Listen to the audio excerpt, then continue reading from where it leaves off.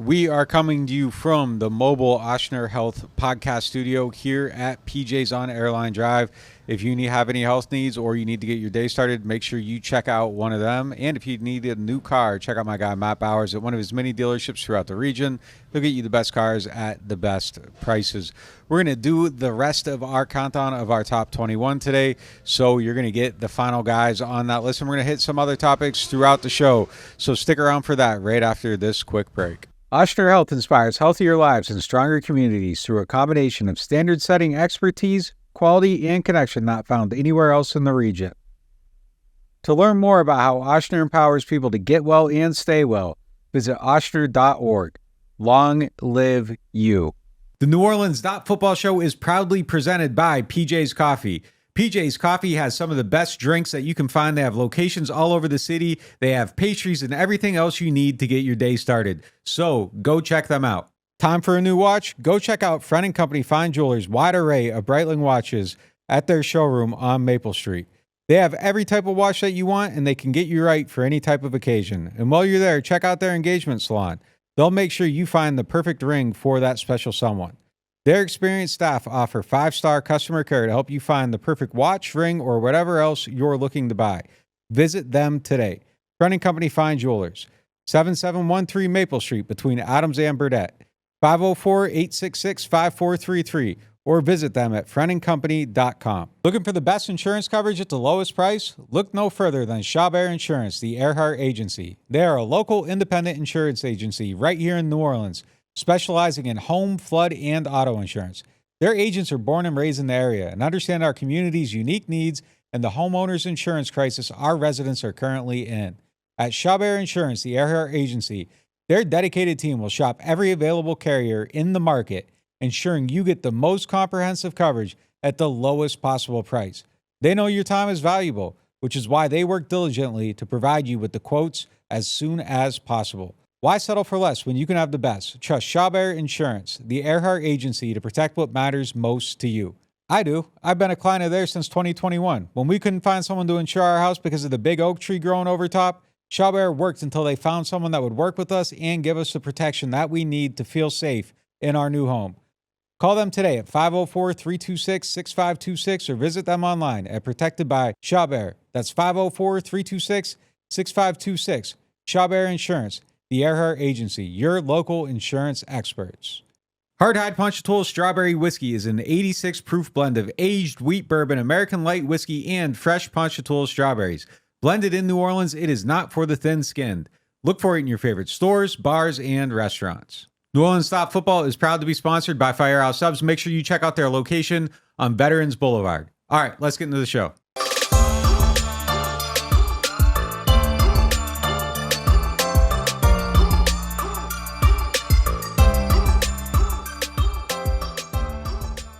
I'm Nick Underhill here with Mike Triplett and Brandon Thomas, and it is now time for the lead topic presented by Friend & Company Fine Jewelers. Friend & Company Fine Jewelers are the official jewelers of the New Orleans Saints, and they should be your official home of your next timepiece. Head down there to their Maple Street location and check out their wide array of Breitling watches. They have the right watch for the right occasion, and while you're there, check out their engagement salon and get that special something for that special someone. Lead topic, Saints roster rankings. We finally made it, guys. We're at the finals, number 7 through 1. Wrapping up this 3-part series where we go through and rank our top 21 players. Now it's time for number 7 through 1. Just a reminder, we're going on not just their past performance, not what we think they'll do in the future, but who the player is. So let's kick it off with Eric McCoy, the center. Yeah, and for my money, this has been the best trilogy since the first Rocky movies, 1, 2, and 3. I don't know. I put us up there with it. So I'm going to go with that. I'm a little bit younger than you. So, like, those OG Spider-Man movies, tough. Tough. Spider-Man 2 might be one of the best movies of all time. Okay. All right. I'm the oldest. I'll go with Star Wars, but, you know. See? Rocky 3 is my favorite Rocky movie, so yeah. So I like calling that a 1, 2, and 3 for sure. Shout out Clubber Lane. Yeah, I mean, look, the Creeds, too. The Creeds are in the mix. They're in the mix. See, now we talking real movies. Yeah. Yeah, they're in the mix. Yeah. No doubt about it. But number 7 on this list, Eric McCoy, it's a good spot for him. I like the leadership that he's showing. I like the the development in his career. I like the fact that he's taking ownership over the development of the other players on the offensive line. And not to mention, he's just been really, really solid since they drafted him. And he's going to be a big part of this going forward. He needs to be one of those stalwarts on the inside. I think he's going to be. I think he has been, and I think he'll continue to get better. Yeah, and look, you mentioned a lot doing your film studies that you thought he was having his best season last year, and then during the spring, I think it was Dennis Allen that said that was their internal review of him as well, is that they think he had his best season. So a guy who, even though he's been in the league now for 5 years, is still kind of ascending, adding to his game, and this offense is only gonna suit him even more. As he said when he was on our show in our studio, he considers him one of the more athletic centers in this league, and this is the kind of offense that should suit him. We had him ranked at number 7 because I had Taysom Hill ranked so high. It pushed him down 1. I had him at 8, but Eric McCoy is definitely one of the best centers in the NFL in terms of his athleticism, his ability in this new offense. He should definitely thrive, and I have no problem with him being at number 7. Let's go to number 6, the quarterback, Derek Carr. I think the way our scoring system came out, I think it was actually like a tie between Carr and McCoy, where we had to work out a tiebreaker. And look, how do you do a list like this? We've talked ad nauseum about how Carr is somewhere between, most people would rank him as the 18th or 20th best quarterback in the league, and those are the people being nice to him right now. Eric McCoy's maybe a top 5 or top 10 center in the league right now, but the quarterback position is the quarterback position. So Carr could be 1, Carr could be 10. 6 is probably a pretty good spot for him. I kind of feel the same way about Derek Carr now that I felt about him 12 months ago. I think it was really rockier than expected early. I think he finished sensational, as we've said a few times. At the end of the season, he had 14 touchdown passes to just 1 interception, had the best passer rating in the league of anyone who played full-time over the last 6 weeks. And I'm back to being optimistic about him again. So I had Derek Carr 8th on my list. I actually had Eric McCoy 3rd on my list overall. I think this is a good spot for Derek, though. I don't have any beef with him being this high on the list. I think he had a good end of last season. I think he needs to have a good season, though. Yep. He's not as bad as people think. He's not as good as the people that are in the mentions want to battle him up to be. Like he was. I think he has work to do, but I think he can. I think he can accomplish that work. He was originally my number 6, and I was happy to see that he made it as the consensus number 6.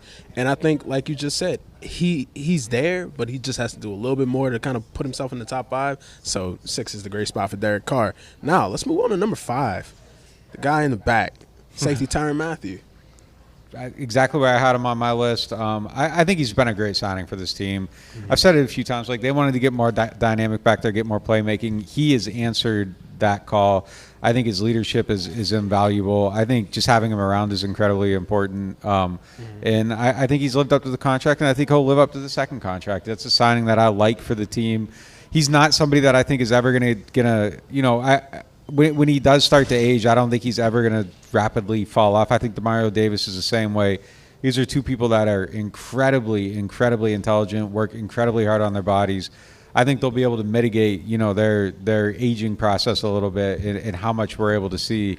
But that hasn't been a problem to me with him so far. I think he's been just lived up to the billing. You say live up to the contract, almost exceeded my expectations. He took a pretty decent-sized pay cut compared to what top safeties were getting around the league. Like, they let Marcus Williams go and they got him at a discount, and I think that really worked out for him. They saved money and ended up with a guy who's been invaluable, and first of all, he's played all 34 games, which is impressive, when he was 30 and 31 the last 2 years. 3 interceptions the first time around, 4 interceptions after that. Leadership.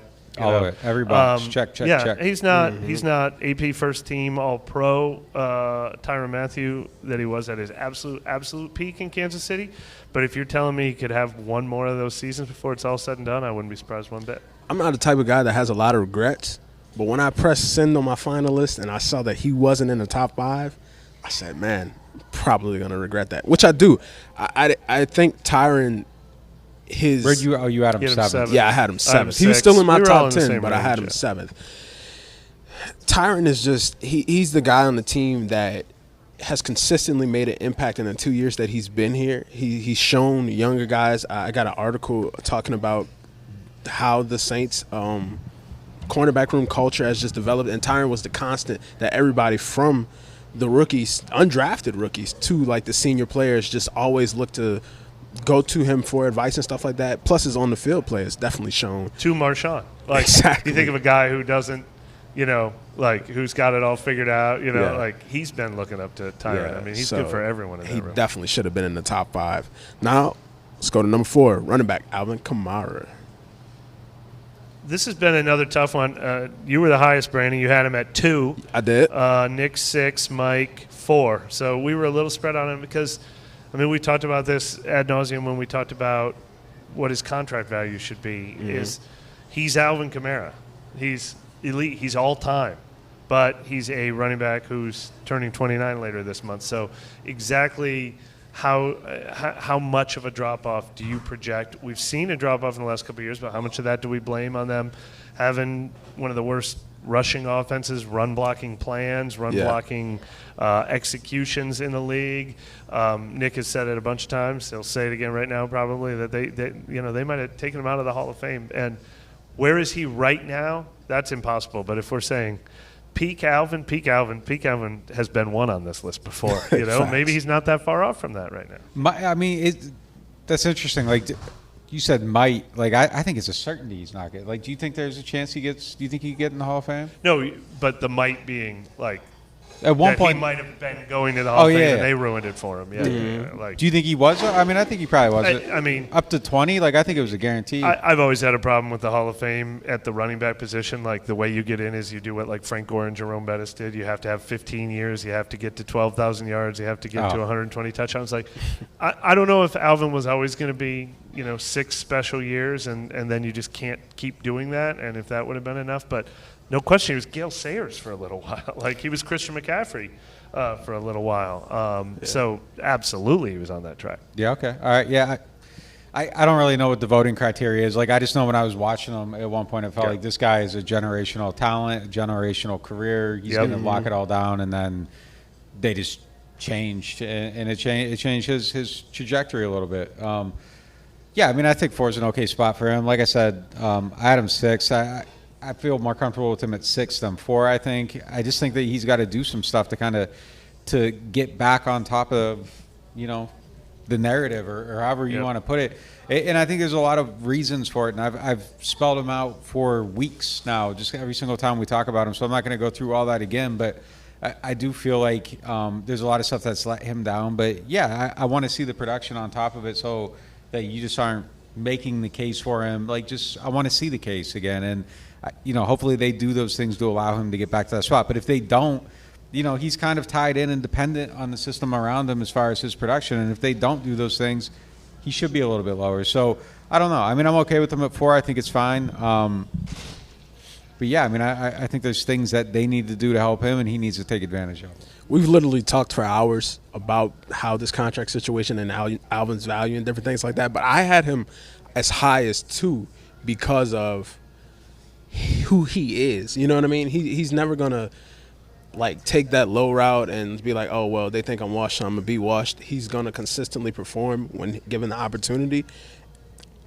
4 is definitely for the reasons that y'all pointed out, a great place to have him now because of his current position, but I don't think he's going to just lay back and not fight to get back to that 2-1 level.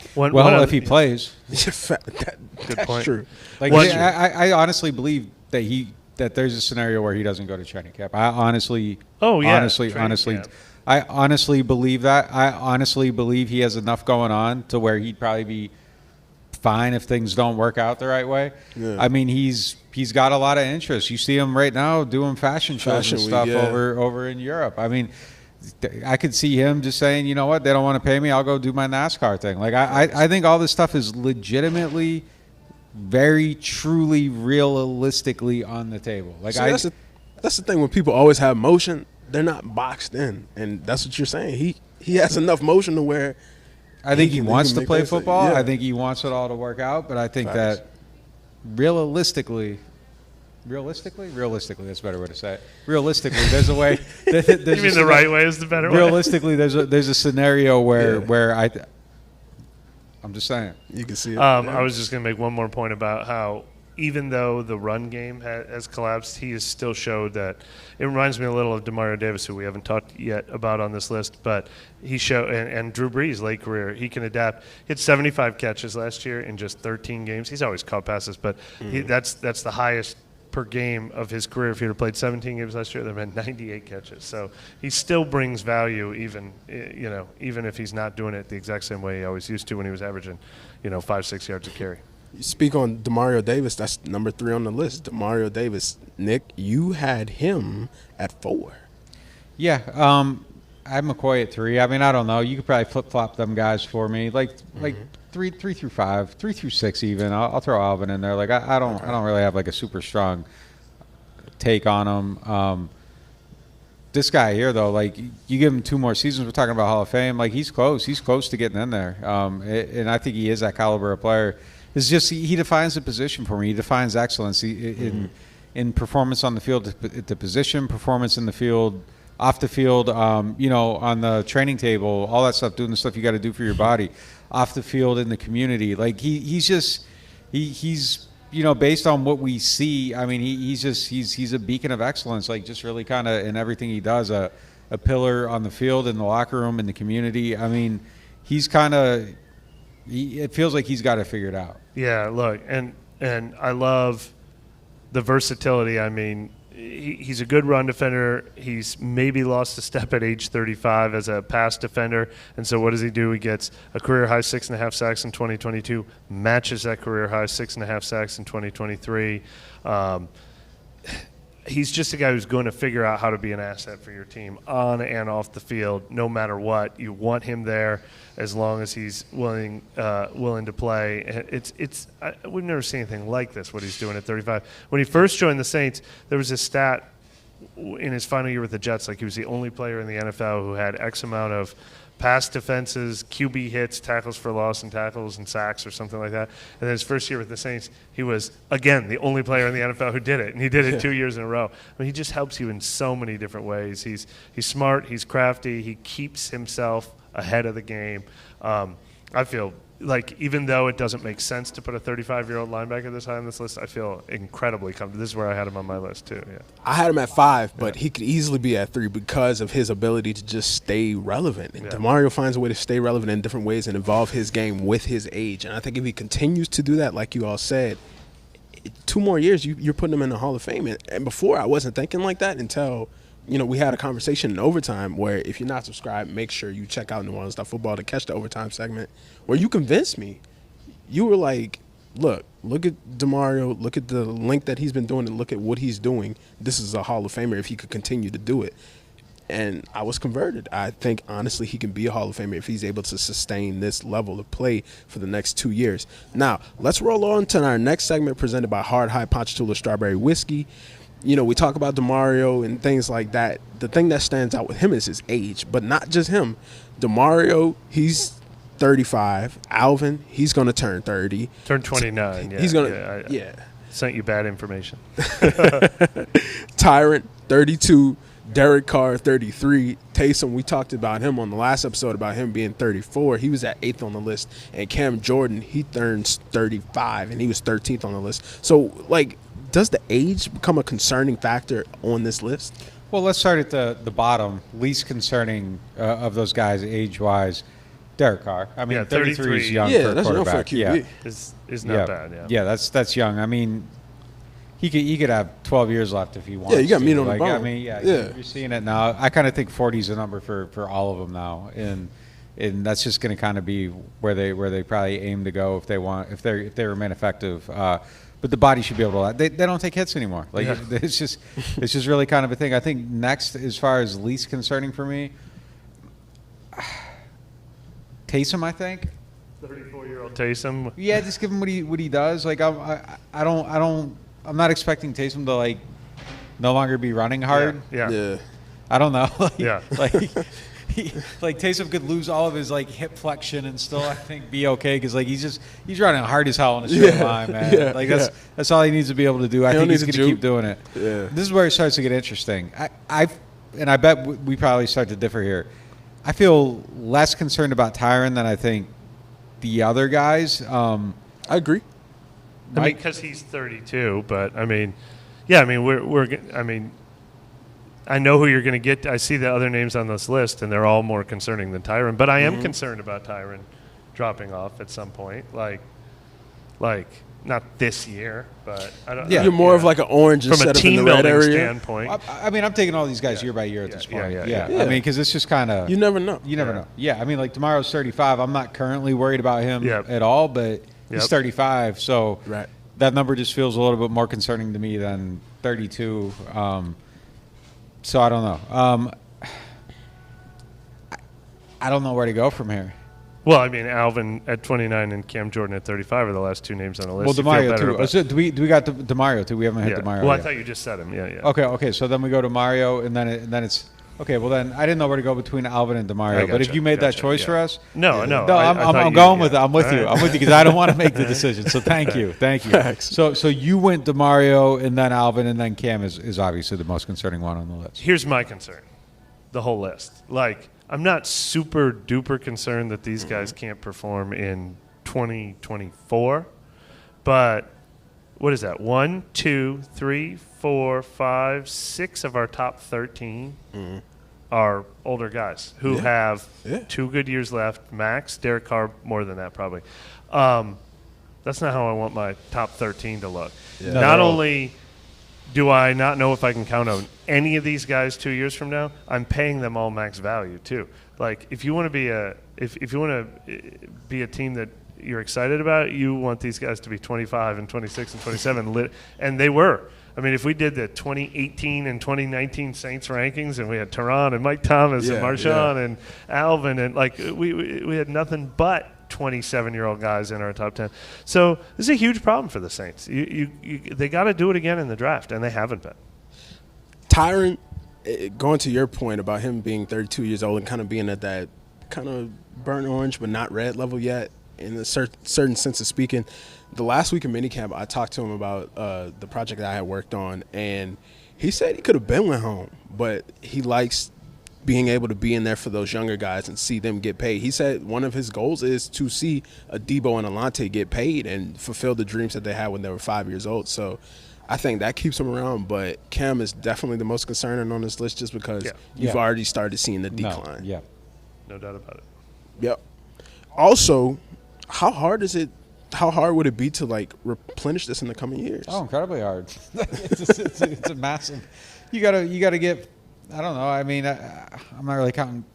You got to get 5 starters. Then there's 6 guys on that list. I think you got to get 5 starters. To replace them, and I don't think you really have surefire answers for any of those 5. There's not a surefire answer for Demario. There's not an answer for Alvin. There's not an answer for Tyrann. There's no answer for Taysom, and there probably never will be. No. There's no answer for Cam. So I mean, there's 5 guys that you gotta replace, and there's no answers for anyone. And I'm not even talking about the specific positions, just the talent wherever you find it. There were years, and now look, this is the biggest problem. Being a Saints fan right now is comparing the Saints to the Saints. I mean, they had it so good. Yeah. When I was at ESPN, we did a top 100 poll, like the NFL Network does, a top 100 poll, and I had to write the write-ups. And there was one year where I had to write 8.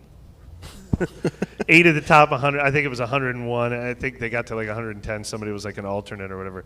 But 8 of the top, Ramczyk, Armstead, Kamara, Thomas, Lattimore, Breeze, Cam Jordan, and I'm trying to think of the 8th was. But one year I had to write 8 of the top 100 players being on the roster. I bet they don't have one right now. Now, our top 2 players both have a really strong case, but because of where they are in their careers, one a little young, one coming off an injury season, it is possible. I bet Demario's on people's top 100 list right now, but I bet he's the only one right now. And that you need top 100 players. Tyrann's in people's top 100. Olave's probably in people's top 100s. Lattimore's probably in people's top 100s. I bet when like PFF and NFL Network do it, that those guys are in it. We'll see. When the NFL Network list comes out this summer, I don't think Lattimore or Olave will be on it. I think Olave's Lattimore probably won't because too young. But I mean, that's the only reason. Yeah, that's the only reason. But that's what I'm saying. Demario and Tyrann, I bet are both on. Demario. See about Tyrann. Tyrann will be on. Was he on him last year? Tyrann was like just. Tyrann had like one of the best safety seasons in the NFL. He's definitely going to be. He'll definitely be on the PFF one. The PFF, yeah. And I bet he's on the NFL Network one. But to find out who we have as our top 2 players on the top 21 list. You'll have to continue to stick around to NewOrleans.Football. We're going to hit a quick break, come back with those two players, and then hit the Martin question of the day. Keep it locked to NewOrleans.Football. Total Maintenance is one of the largest locally owned home and commercial service providers in South Louisiana. They were founded in 1980 and serve the greater New Orleans and Baton Rouge markets. And Total Maintenance wants to show some love to our NOF listeners. They have a membership program that gets you 2 tune-up visits for AC and heating, as well as club membership discounts of 15% on all repairs, half off of all diagnostic charges, and 3-year warranties on most repairs for membership clients. This is usually priced at the low price of $24.95 a month per system, but if you tell Total Maintenance that you found them through NOF, they'll lower the price to $20.95 per month per system for as long as you keep the membership active. It will never increase. Total Maintenance has a tune-up special running this summer for $79, down from the normal price of $179. This is a one-time offer for one system only. They also offer a free diagnostic on second opinions on units deemed to be unrepairable, and they offer free estimates for replacements as well as commercial maintenance programs. Services include AC and heating service and replacement, electrical service, plumbing service, as well as generator service and installation.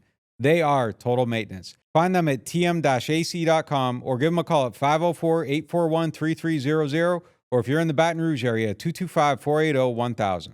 There's nothing quite like the feeling of stepping into your dream home. At Jefferson Financial Federal Credit Union, we can help make that dream a reality with a team dedicated to you. When you partner with Jefferson Financial, you do so for the life of the loan. Having a single point of contact when questions arise is invaluable. Our experts are here to guide you every step of the way. There's no better time to invest in your future. Apply online at jeffersonfinancial.org. Federally insured by NCUA. Equal housing lender. Shrimp Rummelog combos are back at New Orleans Hamburger and Seafood Company. Zesty shrimp rummelog served with fried shrimp, catfish, or soft-shell crab starting at $10.99. Or try one of our spring specials, catfish lafitte or lemon caper fish with crab meat. Now at New Orleans Hamburger and Seafood Company. Martin Wine and Spirits is home to a selection of hand-picked barrel select bourbon, whiskeys, and much, much more.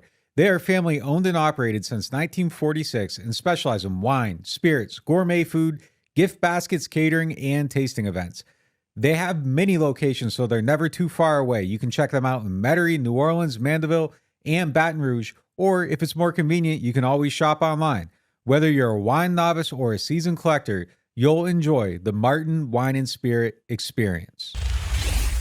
Welcome back to the Mobile Ochsner Health Podcast Studio. Our next segment is presented by Chabert Insurance, the Earhart Agency. All right, we're down to our last 2 players. 2 people that we feel like are the best players on the team. And, you know, the Saints in this school have had a very good relationship over the years, so I'm going to say it like this. 2 players that come from The Ohio State University. Let's go with number 2, Chris Olave. We could honestly flip-flop these and it'd be fine, too. Yeah. Like, it really could. I mean, it just really – it comes down to Lattimore's been doing it a little bit longer. I don't know. He's missed a lot of games the last 2 years, but I still think he's the most talented player on the team. Like, if Chris hadn't had the little bit of dip of inconsistency, I think he overtakes it for me. But exactly as I had him ranked on my list was Olave 2, Lattimore 1. All three of them did. It's almost like to become the champ, you got to beat the champ, right? That's right. Like Olave has to earn something, you know, before you put him there. But honestly, when I think about the Saints and I'm feeling like optimistic or looking for reasons to be optimistic, this is the first guy that comes into my mind is Olave. Like, he's the growing, he's the young rising, he's the guy who could be the breakout star. He's the asset for now and for the future. Lattimore comes with a little more question marks. This is his 2nd straight year at number 1 on this list, but it's his 2nd straight year where he missed, you know, half the season with an injury, and his commitment was unsure for a little while. If Marshon shows up for all the training camp and starts playing week 1 and he's healthy and he's motivated, I think he's re-cements his place here, though.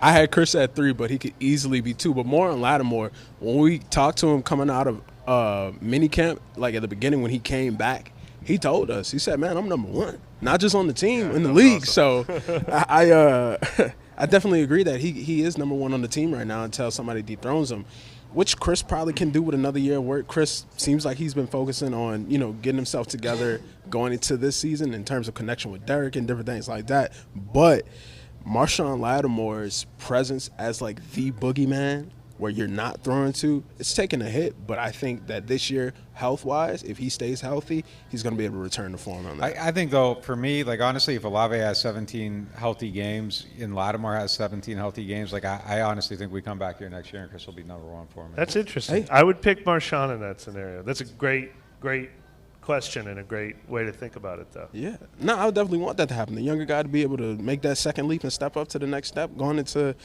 not a contract year, but it's going to be time to start thinking Chris about does it. 17. Like, he's in the – if he does 17 consistent healthy games, like, I think he's in that class of you're talking top 5, 7, 8 people at his position, and he's at an age where he's going to stay there and probably keep going up. So at that point for me, I'd probably be ready to make the switch, but he's got to do it. He's got to do it. And the flip side of that, though, to stop it from happening – Marshon, he's got to stay on the field. Like, that hasn't happened in 2 years. So, I mean, I don't think it's a given either that he's going to protect his spot there. So, I think it's an interesting time. It's time for a changing of the guard, though. Like, it'd be a good thing if somebody else kind of became, that number one guy instead of, like, you just kind of, no disrespect here. Like, Marshon kind of gets this a little bit by, like, stature and default as opposed to, like, okay, he missed a lot of games last year. Like, you know what I mean? Like he's there off a legacy more so than, like, for sure nobody could kick down the door. Let me go back to the two things you just brought up, two different things. Marshon plays 17 games this year healthy. Olave plays 17 games this year healthy. Which one is more likely to be considered top 5 at their position? Chris Olave. Top 5. I think that's a harder group to crack. I think it's incredibly hard at both, but he's young and he'd have the hype, and he'd have the fantasy stats. Like, well, so he it's would just get in that that receiver. conversation. That the only knock on Olave is I think his ceiling is still considered the 7th best receiver in the league. I think Marshon's ceiling is he's considered the 2nd best corner in the league. You know what I mean? Like Tyreek Hill. Yeah. Justin Jefferson. Jamar Chase. CeeDee Lamb. Yeah. Can he get into that? Yeah, echelon. For You sure. think Olave can? I don't know if he can. We've talked about this. He might number one hopscotch St. receiver Brown concept so many times. He might go over St. Brown. Yeah, he could get past St. Brown. Yeah, he could get in that Devontae conversation. Adams, he's getting a little older. You put up big numbers, it just happens. Like, it isn't a matter. It's just people see the numbers, and the numbers are going to make the case for you, or they don't. It's fair. Yeah. Definitely would be very exciting to see if they both could play 17 games in a full season to just see what their maximum I potential just like is at this Lattimore's point. path to first-team All-Pro more, but that's also because he's earned a reputation. And if a guy who's been a stud shows he's a stud, he gets first-team All-Pro. Demario has the best path to first-team All-Pro of anyone, probably. Has he ever gotten an All-Pro? I don't think he's ever been an All-Pro player, has he? Marshon? I thought he had, but maybe he hasn't. Let's see. No, 4 Pro Bowls, but no All-Pros. Yeah. Maybe. He's been a little underappreciated too, probably. But Didn't it is realize like that. they're two of the toughest positions to crack that top 5. For sure. The easiest path is top 5 quarterback right now, surprisingly. The thing with him is, like, I feel like you got to get a lot of picks to kind of make that case. Sure. And it's just I don't think that's going to happen for him. And it's just been he's been a little bit out of sight, out of mind, probably on a national level. No question. He knows that too. That's the other thing I like about he him is when we talk to him. I wonder if we never talked to Marshon, if he never showed up for that week of minicamp and talked to us. I wonder if I still would have had the confidence to put in number 1. But when he showed up and we're like, I was asked, speaking of these rankings we're talking about, I was the one who asked, I said, everybody loves to rank cornerbacks, and he goes, I'm number 1. Like, he didn't even listen to the question. He goes, I'm number 1. Yeah. And he said he knows he's been out of sight, out of mind, and that it's up to him to prove to everyone that he's still – like, I like that that's the mindset he's coming into this season with. That kind of boosted my confidence in him. For sure. Definitely. Now, if you were subscribed to NewOrleans.Football, then you already had a chance to see this list because we put this out and, we supply y'all. So if you weren't and you're watching this on the back end, you got to subscribe to NewOrleans.Football because on NewOrleans.Football, you get all the top information that is related to the Saints. Now, let's move on to our Martin Wine & Spirit questions of the day. Martin's is home to a wide selection of hand-picked barrel select bourbon, whiskeys, and more. Martin's, so much more than just wine. The first question is, let's see, what if William Jackson didn't concuss Taysom on a dirty helmet-to-helmet in Week 5 of 2021 against Washington? Does Taysom take over QB sooner? Do they get a W that Simeon couldn't and make the playoffs? Does Peyton stay after a playoff appearance, and could Taysom have won the 2022 job? Question. I It's love butterfly effect once again. We had the other what if, the all-time what if, Drew Brees goes to Miami, Saban never goes to Alabama. But this one's pretty fascinating, and I think the one thing Nick and I have agreed on most in all of our years, both covering the Saints, other than the fact that C.J. Spiller is going to be a Hall of Famer with the Saints, was just our shock and disappointment that when Sean Payton finally had the chance to use Taysom Hill as quarterback, how uninspired it was, how uncreative it was, how it didn't take advantage of his strengths and weaknesses. And I wonder if that would have changed too, if he's like, all right, now I got 12 weeks with this guy as my starting quarterback. I'm going to make it work. I'm going to take a bye week, and we're going to design the playbook around Taysom. He's not just filling in for 3 weeks till Drew comes back. He's our guy for the next 12 weeks. What happened in that season was they gave Simeon – it was after Jameis got hurt in Week 7. They gave Simeon the starting job for a couple weeks because Taysom was coming off a concussion. Taysom eventually got that job later in the season. But, man, I never knew for sure if Taysom would work as a starting quarterback because of the injury risk, if he was running as much as Lamar Jackson and Jalen Hurts. But I wanted to see it. I wanted to see, is your first guy open? When his first guy was open, he completed 70% of his passes one year. If your first guy's not open, then take off and run. Don't stand there in the pocket looking lost. I wanted to see Sean Payton design that offense. And so do they get one more win if Taysom Hill starts all those games? Yes. Do they make the playoffs? Yes. Does Payton quit? Yep. Probably yes, but not if he goes a couple rounds in the playoffs and everybody's writing articles about the genius strikes again with his new quarterback, Taysom Hill. I mean, you don't know that. Like, I don't know how much it changes Saints history, but I wish we would have seen it. Yeah, I mean, what I've heard, and I don't think I'm speaking out of turn. Like, I've heard that Sean was – people knew Sean was done during during that season. I knew that during the season during 21. Like, people felt it. They saw it. I don't know that necessarily – changes, but maybe the checked outness came more after the quarterback situation just kind of went to hell. Kind of one of the bigger what ifs for me too, like relating to Taysom, is what if he doesn't start against Philly in 20? Like after that Atlanta game, everybody was so high on him at that point, and then the Philly game, it kind of kept going, and then it was kind of like, wait a minute, because it was like it was the game against Atlanta, then there was I think a bad game against Denver, then he beat. Well, Denver was the one he wasn't needed. Yeah, it was just like they had the. I know, but he still looked terrible throwing the ball, and Sean made all the excuses for him and everything. But then they played Atlanta. I don't know if it ends there. Like I wonder if they just kind of they go into the season with him as the starter at that point. But the Philly game kind of took the wind out of everything. So there's so many what ifs to go with this guy. It did. I will say though, Jameis clearly beat him out that next summer. I mean, they got a 50-50 shot at it, and Jameis had the much better summer that next year. But I agree that speaking of my biggest disappointment of anything Sean Payton did in all those years, that Philly game where he looked bad and he lost, rookie Jalen Hurts was running all over the Saints, and the Eagles ran for 250 yards. And I'm like, they're doing it right in front of you. Facts. Jalen Hurts is like brand new and just got thrown in, and he's doing what you should be doing to Taysom Hill. How are you not seeing this? Nah, he got in there. He started throwing them hooks up. I was like, man, it might be over with now. But the next question is, now this is a very interesting one. God gave you the physical ability to play any position in the NFL. What position are you playing? This is easy for me. Yeah, look. Just make me a long snapper. I can probably get. No. But look, I got a lot of reasons for it. Like I could probably get 12 years out of it. Like because I'm very good at like just putting myself through something that's brutal and boring and just outlasting. And I could go out there and practice very much an every single attrition day and just do it over and over and over and over and over and over and just kind of endure the boredom and the hell of doing that. Two, nobody's ever going to be allowed to line up over me, so I'm probably my concussion risk factor is really low. So my quality of life, like the odds of that are up pretty high. And three, like I only need to make about $5 million in life. I can put that in the bank. I can live off the $200,000. 12 years, you're making $12 million almost. But I can spend $7 of it. I need to be able to put $5 in the bank, so then I have $200,000 every single year after that to live off of. Look at this cat. I'll have a nice house, and then I can it'll be paid off, and I'll have $200,000 just to ball with every year. So I don't need jets. I don't need multiple homes. I just need my $200,000 every single year, and I can set myself up for life off that. Couple things here.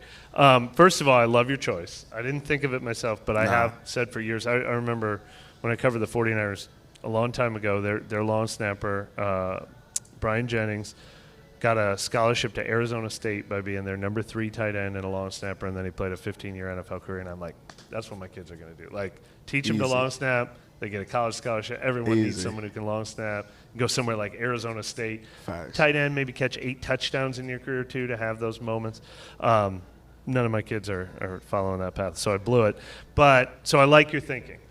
I don't believe you for a second. I mean, you would be willing to not be the quarterback of the team. You'll be happy with just your house you can retire to after 10 years. Yes, like you're not going to start 50 businesses. Yeah, no, that's very believable. You just want to settle down. That's all I need. This is the most lies I've ever heard in my life. That's all I need. Nick will just be satisfied. Yeah, That's just all had I a need. nice, obscure I'm being career practical. in the shadows. I'm being practical. No, I want my mind, man. I don't want to have any. Right. I'm very longevity is something that I'm worried about here. I've always thought safety, but God's giving me the physical ability to play any position. So in theory, if I want to play left tackle, He's giving me the ability to play left tackle. If I want to play linebacker, He's giving me that ability. If I want to play quarterback, He's giving me the. I mean, I'll pick quarterback. I'm not afraid of it. Like I would probably be more like a Derek Carr and Eli Manning, and I'd have to Mike get Triplett. off. That's I'd have to that's get a off quarterback Twitter, name. and I'd have to be like, look, I'm proud of the accomplishments. I'm proud of the accomplishments. I don't need to see how much these people hate me. Oh, yeah? But if I have the physical ability, that's my Positivity, favorite. That's brother. my favorite position in Hold on. sports. Why are you making yourself like what? What are these hated dudes up? I Like don't you could have made anything in this scenario. And you're like, yeah, I'm someone that can't go. I'm assuming I'm not going to be elite, but I'm going to try it. I'm not going. Why are you putting yourself at the bottom of the barrel, I'm not bro? scared to try to be in the man. spotlight. Okay. That's my favorite position in sports. I mean, GB.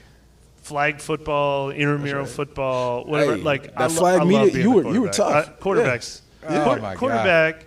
There's not a better position in sports than quarterback. There's not. But if you're just saying, I just had athleticism, where could I make it? I feel like maybe I would have been a safety.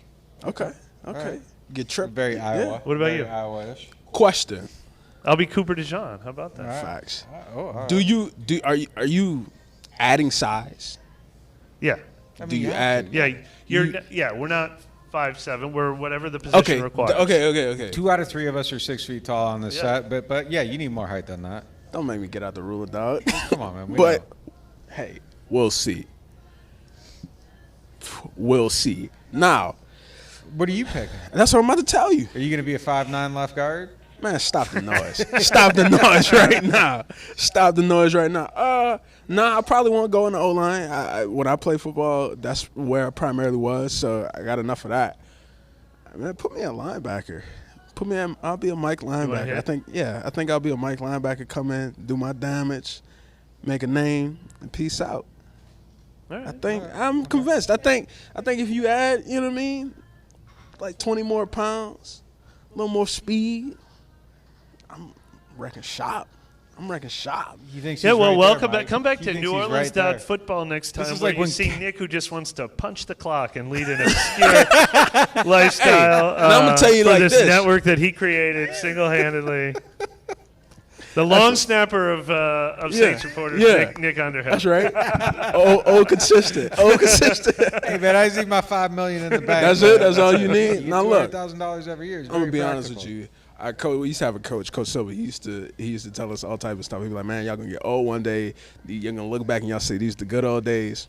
I'm gonna say it like this: if it wasn't for that knee acting up on me, I'd have been nice. Somebody needs to hear this, man. That's it. That's gonna do it for us today. Appreciate y'all checking it out. Make sure you sign up for the website, do all that, and we'll see you next time.